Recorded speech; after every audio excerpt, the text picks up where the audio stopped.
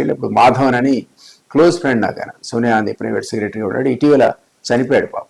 అప్పటి నుంచి ఇప్పుడు చాలా మొన్నటి చనిపోయేంత వరకు కూడా చాలా సన్నిహిత మిత్రుడుగా ఉన్నాడు మాధవన్. ఎన్నో సందర్భాల్లో నేను ఫోన్ చేసినా, ఏ పార్టీలో ఉన్నా సరే ఫోన్ ఎత్తేవాడు. నేను కలుస్తానంటే నాకు కలవడానికి అవకాశం ఇచ్చాడు. అప్పుడు అతనితో ఆ రిలేషన్షిప్ బాగుండేది. నేను పోయి ఈ పేపర్ కటింగ్స్ అన్ని ఇస్తే నాకు చెప్పాడు, దిలీప్ ఇది దీని మీద చాలా కాంట్రవర్సీ అయింది, 100 కంప్లైంట్లు వచ్చాయి, డెలిగేషన్ వచ్చి చెప్పారు డ్యామేజ్ అయిందంటే, లేదు సార్ దాని గురించే మిత్రమా, ఇదంతా నువ్వు డ్యామేజ్ కంట్రోల్ చేయగలుగుతావు కాబట్టి ఈ పేపర్ కటింగ్స్ ఇగో సార్ అట్లా అనలేదు, నేను అనలేదని చెప్తున్నాడు. ఇది నాకు చూపించాలి, నాకు కూడా కలవడానికి డైరెక్ట్ అవకాశం ఇప్పించాలంటే పాపతను ఆ పేపర్ కటింగ్స్ చూపి ప్రైవేట్ సెక్రటరీ దిలీప్ కుమార్ కలుస్తా అంటున్నాడని చెప్పి ఒక అక్షరం నాకు కలవనిచ్చాడు కూడా.